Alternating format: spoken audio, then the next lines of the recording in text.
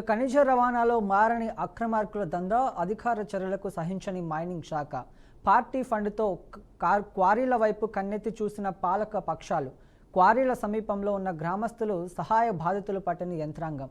వేసవి కర్నూలు జిల్లా వ్యాప్తంగా జోరుగా కంకర అక్రమ రవాణా ఫలితంగా ప్రభుత్వ ఖనిజాలను భారీగా గండి డిమాండ్ ఉన్న నాపరాయి, కంకర, గ్రావెల్ వరకు అంతే అక్రమ వ్యాపారమే రాజ్యమేలుతోంది. అక్రమార్కుల దందాకు బ్రేక్ వేయాల్సిన మైనింగ్ అధికారులు కాసులకు కకృతి పడుతున్నారని ఆరోపిస్తున్న స్థానికులతో మా కర్నూలు ప్రతినిధి మరింత సమాచారం అందిస్తారు. కర్నూలు పరిసర కొండలంతా పిండి చేస్తున్న పరిస్థితులు కనిపిస్తున్నాయి. ఏదైతే ఇటీవల మనం బీఆర్కే న్యూస్ గ్రౌండ్ రిపోర్ట్ ద్వారా ఉలిందకొండ కొండలో కొల్లగొట్టిన విధానాన్ని స్పష్టంగా తెలపడం జరిగింది. ప్రస్తుతం మనం తడగనపల్లి పరిసర కొండల్లో ఉన్నాం.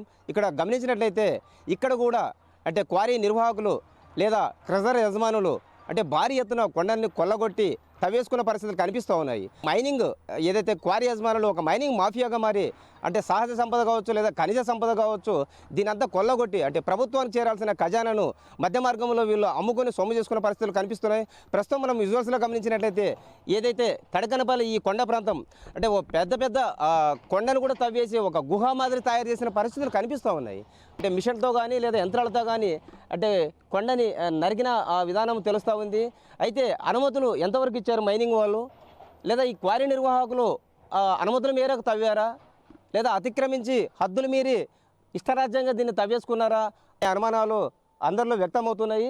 ఇదే ప్రస్తుతం మనం గమనించినట్లయితే అంటే గత 15 రోజుల కింద ఏదైతే ఈ క్వారీలు కర్నూలు పరిసర ప్రాంతంలో క్వారీలు తవ్వేస్తున్నారు ఇష్టరాజ్యంగా, పట్టించుకునే నాదులు లేదని కొందరు గ్రామస్తులు అయితే జిల్లా కలెక్టర్ వారికి విన్నవించడం కూడా జరిగింది.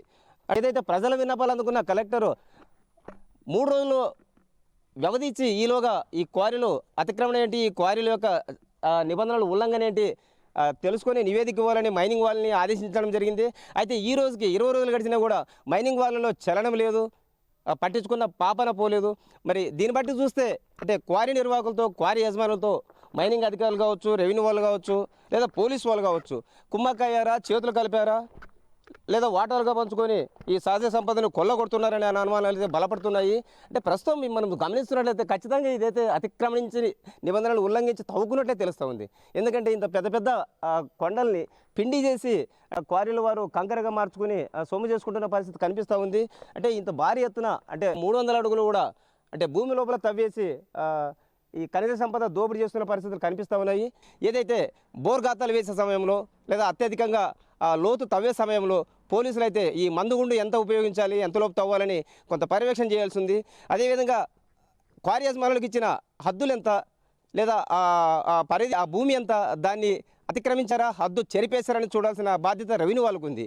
ఇవన్నీ ఏదైతే ఇక్కడ ఖనిజ సంపద అంటే సరఫరా చేస్తూ రవాణా చేస్తూ సొమ్ము చేసుకుంటున్న నేపథ్యంలో మైనింగ్ అధికారులు కూడా అంటే రోజుకి ఎన్ని లారీలు తీసుకెళ్తారు, రాయల్టీ ఉందా లేదా, ఇవన్నీ చూసుకోవాల్సిన మైనింగ్ అధికారులు కూడా కళ్ళు మూసుకున్న పరిస్థితులు కనిపిస్తాయి. ఈ విధంగా అన్ని శాఖలు కూడా క్వారీ నిర్వాహకులకు అంటే లోబడి పనిచేస్తున్న పరిస్థితుల నేపథ్యంలో సహజ సంపద దోపిడీకి గురవుతుంది. అంటే నిబంధనల మేరకు ప్రభుత్వ ఖజానాకు చేయాల్సిన సొమ్ము అయితే వీళ్ళు నిర్వాహకులు కావచ్చు, క్రషర్స్ కావచ్చు, లేదా సంబంధిత అధికారులు కావచ్చు వాళ్ళ జోబులోకి వెళ్తున్న పరిస్థితులు కనిపిస్తూ ఉన్నాయి.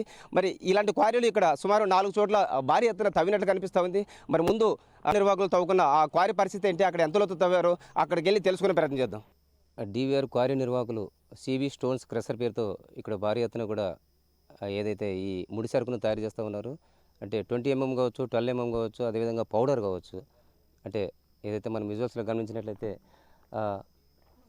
ఏదైతే ఇంతకుముందు మనం చూసినట్లు అక్కడ భారీ బ్లాస్టింగ్ ద్వారా కొండగుట్టల్ని పగలగొట్టి అక్కడ నుంచి అంటే ఏదైతే రాళ్లను టిప్పర్ల ద్వారా ఇక్కడ తీసుకొచ్చి ఈ క్వారీ మిషన్లు వేస్తూ అంటే భారీ యంత్రాల ద్వారా అంటే బండరాళ్లను పిప్పి చేస్తున్న పరిస్థితి.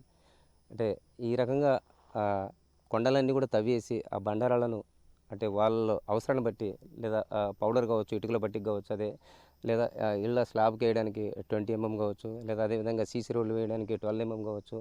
అంటే ఈ రకంగా అవసరాన్ని బట్టి వారైతే కొండలు ఆల్మోస్ట్ తవ్విన పరిస్థితి కనిపిస్తుంది. అంటే మైనింగ్ అధికారులు అంటే ఇవి చూసి చూడనట్లు ఉండడం వల్ల అంటే భారీ బ్లాస్టింగ్ వల్ల పేల్చేసి వీరైతే ఇక్కడ సొమ్ము చేసుకుంటున్న పరిస్థితి. మరి ఇంత దారుణంగా కొండల్ని పిండి చేస్తున్నా కూడా అధికారులు ఎందుకు పట్టించుకోవట్లేదు?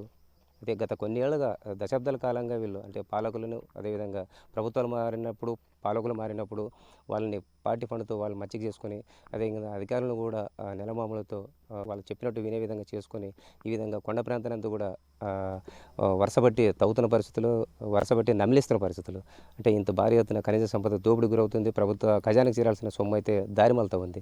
మరి కుటుంబ ప్రభుత్వం ఏదైతే ఇప్పుడు కష్టాల్లో ఉంది, అనేక సంక్షేమ పథకాలు అమలు చేయాలి కాబట్టి అంటే రాష్ట్ర వ్యాప్తంగా ఒక కర్నూలు జిల్లా లేదా ఉమ్మడి జిల్లా కాకుండా రాష్ట్ర వ్యాప్తంగా ఈ క్వారీ నిర్వాహకులు క్రషర్ యజమానులపై అంటే క్షేత్రస్థాయిలో అంటే తనిఖీలు నిర్వహించినట్లయితే అనేక అక్రమాలు వెలుగు చూసే అవకాశం ఉంది. అదేవిధంగా భారీ జరిమానాల రూపంలో ప్రభుత్వానికి ఎంతో కొంత ఆదాయం కూడా వచ్చే అవకాశం కనిపిస్తుంది. మరి ఇలాంటి పరిస్థితుల్లో జిల్లా యంత్రాంగం ఏమైనా చర్యలు తీసుకుంటుందా, స్పందిస్తుందా అనేది మనం వేచి చూడాలి. కెమెరా పర్సన్ బాబుతో బసవరాజ్, BRK న్యూస్, తడకనపల్లి.